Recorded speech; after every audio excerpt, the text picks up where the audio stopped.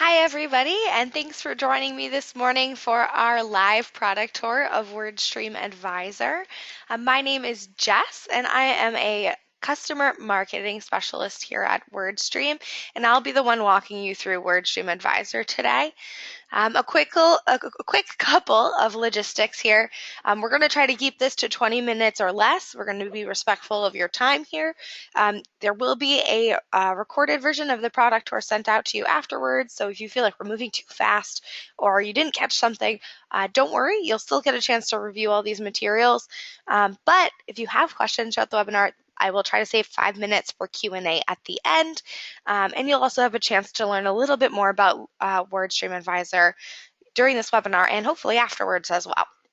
So let me go ahead and tell you quickly about who I am and what I do here at WordStream.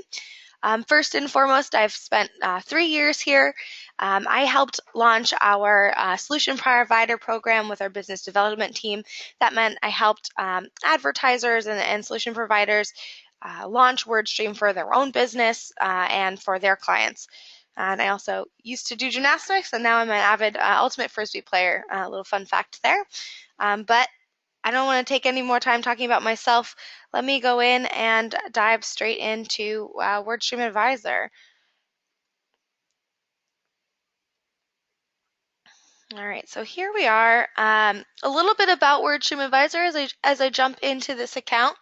WordStream Advisor is a tool that's going to help simplify your PPC management and optimize book Bing ads, help you save both time and money by customizing. First page I'm actually going to take you here in WordStream Advisor is the dashboard page. And this is the first page that our customers see when they log into WordStream Advisor. And the dashboard page is going to provide you with a high-level account overview of everything that you have connected for WordStream. So you can see this account actually has Bing ads and AdWords connected. So we're accumulating both of these up here in this account CPA summary.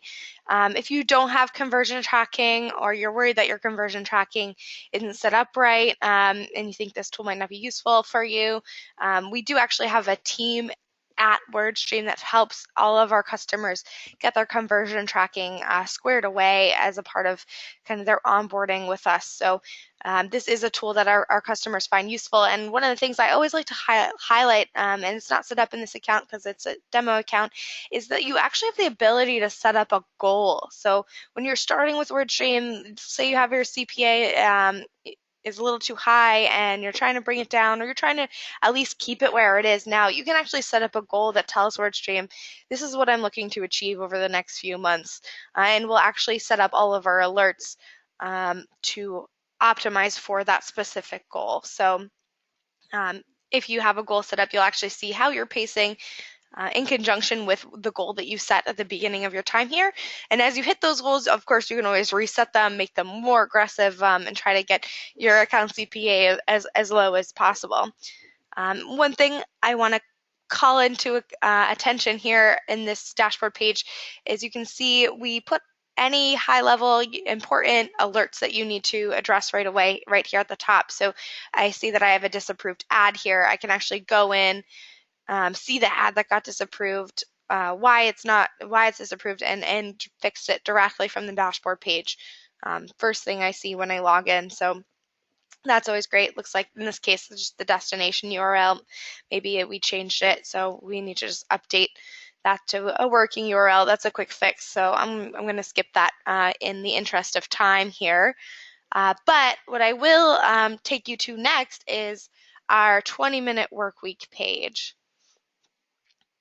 After kind of getting a high-level overview of what your account, how your account's been doing over the last few weeks, the last few months, this is probably where our customers go 90% of the time next. And our 20-minute work week is actually a tool that scans through your search queries, your ads, your keywords, and all the data in your account to find new opportunities. And it's going to highlight the things that you need to be doing every week to optimize your account performance. So here we have a set of 6 alerts that are available for me this week. Generally, a lot of our customers will come in first thing on Monday when they get a new set of alerts and start working through these. I'm not going to go through all 6 in the interest of time, but I do want to show you a few examples. So the one we have up here at the top is our add negatives alert. And let me just pull up, I'll choose our citing ad group here. What this is doing is actually, adding negative keywords is a thing that everyone who is managing an AdWords account should be doing. If you're not, then this will be a great tool for you, but even if you are, you know that sifting through search queries takes a lot of time and analysis. Generally, just download something into a spreadsheet and aggregate stuff together. But this is actually doing the analysis for you, presenting you with the top 10 opportunities for negative keywords based off of the data in your account. And then you can actually go through them and decide, this is appropriate for my business, this is not appropriate for my business. So for a quick reminder for those of you who aren't exactly sure what negative keywords are, negative keywords actually prevent your ads from showing alongside certain keywords or terms. So in this case, anything you see here highlighted in red in the example search queries or in this negative keyword column is something that the software is suggesting you set as a negative keyword, saying your ads might not want to show up next to this. So I automatically already see like a few good examples here. Roofers in Milwaukee. You can see this is my siding ad group. I actually do have a roofing campaign, and I would like them to see a roofing ad with that, not a siding ad. So automatically, I'm sold. I'm going to set roofing as a negative. It just doesn't make sense here. And then there's some other few ones here as well. I would accept nailer. I don't want to apply that to my account. And I'd also say gutters is probably a good option as well. And gutters actually, probably isn't a fit for my account and in its entirety. So one option that I'll have here is to actually go in and change that location. So rather than just setting it as my negative for my siding campaign, I can go in and actually set it as a negative across my entire account really quickly. That way I know I'm not showing up anywhere, and I'll go ahead and save that location here. One thing you might also notice while we're in here is that I have this nice little add to Bing checkbox, and my accounts are structured in a parallel way. You'll see that right here I have these Bing columns available as well, and it's going to automatically apply these negatives to the same place in my Bing account as well. So one of the things that I love about that is it kind of eliminates the need for some of the duplication of effort that normally you'd have to go and do this in AdWords and then be like, oh, this makes sense for Bing too, and then log into Bing and set it up in Bing as well and keep track of the changes you're making for both. At the same time, you'll see that not all of these are going to make the most sense to set up as negatives. Now, what WordStream is doing really is looking at the data. Okay, so you've spent a lot of money on Kenosha, Wisconsin, for example, but you haven't converted yet. Is this really something you want to be paying for?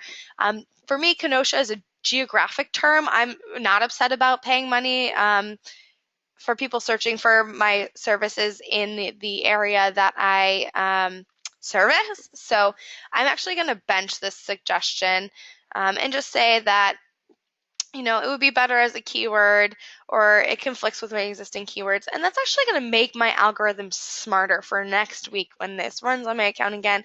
It's going to understand, okay, these geographic terms are something that I would like to continue showing up for, and do the same for Waterford as well, and say, don't suggest this to me again. I don't want geographic terms being shown to me. So that's kind of essentially how the workflow happens in the add negatives alert. There's just, a lot of tools as well in this alert that will help you make decisions. You obviously don't have to accept and bench everything. In fact, if you don't, they'll actually show up in future months if, for example, it continues to trend poorly, and maybe make the case again, okay, this is still continuously underperforming for you. Let's reevaluate. But one that I'm not unsure of is this unlimited up here. Signing unlimited seems to be appearing a bunch for me. I can actually click in and see how is unlimited showing up. So it looks like Siding Unlimited is a competitor of mine that's being searched for quite frequently. And although I do want to get competitive with competitors, I don't want this to be my showing up in this ad group. I'd rather create a competitor campaign. I also, like, if you view my associated ads with this ad group, we're not really promoting what makes me better than the competition. We're really just talking specifically about generic siding contractors. So I don't think that Siding Unlimited is a good fit for this ad group, so I will actually go ahead and add that as a negative keyword. I'm just going to actually go in though and edit it and say I don't want Siding Unlimited as a phrase match negative keyword here. And so when those two are together, I don't want to show up, and I'll go ahead and accept that. And then from there, it's as easy as applying it to your account. I'm going to just cancel out for the sake of time here. We have a bunch of alerts around finding new longer tailed keywords and highlighting ads that are underperforming and prompting. One I want to just show really quickly here before I move on to some of the other tools in WordStream Advisor is our review costly alert. So I'm actually going to click in here to see my suggestion of a costly keyword. And this is going to pull up keywords in your account that are eating up a disproportionate amount of your budget. So these are keywords that are spending more than 30%, for example, of your campaign budget, or not even letting other keywords in your account get any traffic because it's so quick to soak up all the costs associated with your campaign.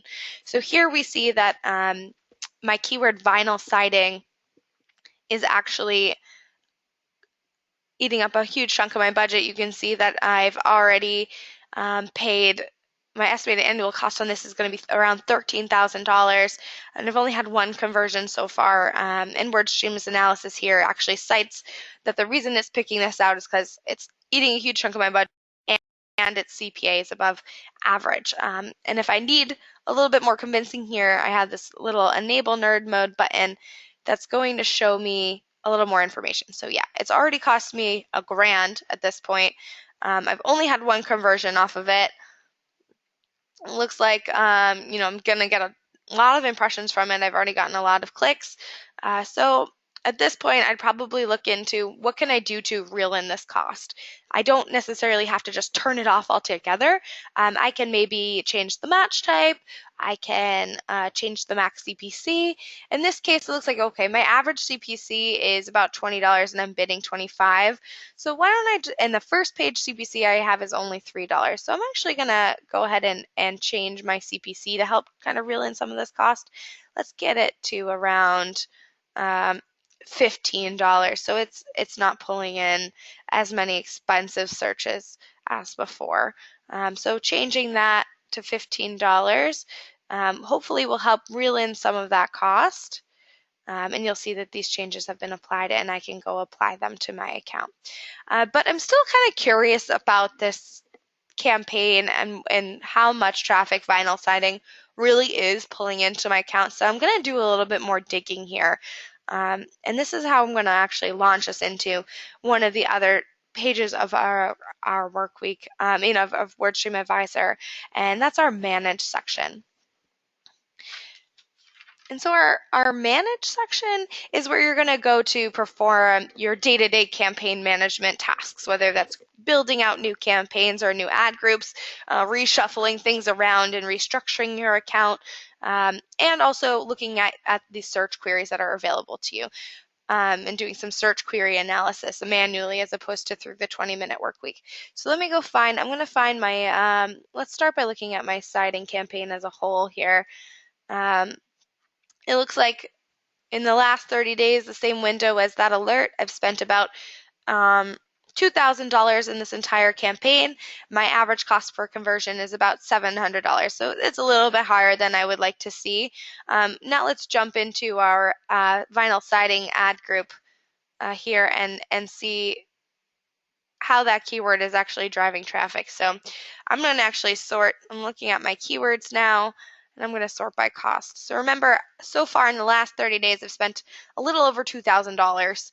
And this vinyl siding keyword in this campaign is spending half of my budget. $1,000. So that's a really risky sign for me. Something I'm going to want to look into. I think changing my CPC is a good first step, but I'm also want to kind of see what quality traffic is this keyword pulling in. Maybe it's worth actually just pausing altogether and letting some of the other keywords that I have in my account start doing some of that heavy lifting. Basically, by letting this run amok, I'm preventing all these other really high quality keywords like vinyl siding trim options and vinyl siding installation. I'm cutting out a lot of their opportunity to get traffic and start generating conversions. So what I'm actually going to do to see how what searchers are actually matching up to this is use our query stream tool here. And so what Query Stream does is for with the keywords that Google matched up with before showing your ads. And we often describe Query Stream as an actionable search terms report.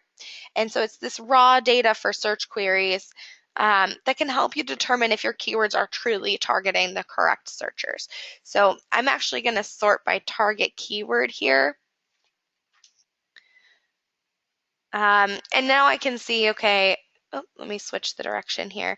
For all these that have matched up with my vinyl siding keyword in this target keyword column, over to the right, I can see what people actually searched before clicking on my ad. So average cost of vinyl siding, you can assume they're pretty far down the funnel at that point.